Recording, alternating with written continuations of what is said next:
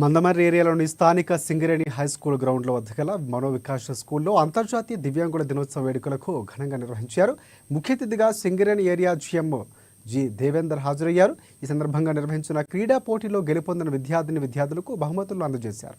అనంతరం వారు మాట్లాడుతూ అంతర్జాతీయ దివ్యాంగుల దినోత్సవాన్ని దివ్యాంగుల పిల్లలతో ఇక్కడ జరుపుకోవడం చాలా సంతోషంగా ఉందని వెల్లడించారు.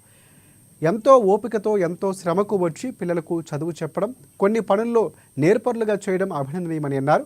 దివ్యాంగులు చాలా శక్తివంతమైన వారని, ఏదో తెలియని శక్తి వారిలో దాగి ఉందని తెలిపారు. వారిని ప్రోత్సహిస్తే మరింతగా రాణిస్తారని ఆశాభావాన్ని వ్యక్తం చేశారు. నేను చాలా సంతోషిస్తున్నాను.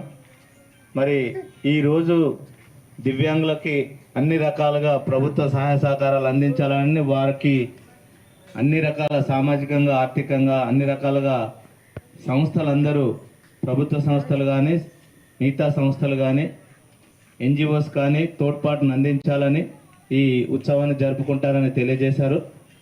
మరి ఇక్కడ పనిచేస్తున్న టీచర్స్కి, ముఖ్యంగా మనోవికాస్ లాంటి స్కూల్లో పనిచేసే టీచర్స్ డెఫినెట్గా ఎంతో ఓపికతో పేషెన్స్తో మరి విద్యార్థులకు విద్యను అందించాల్సి ఉంటుంది. వారి బాగోగులు చూసుకోవాల్సి ఉంటుంది.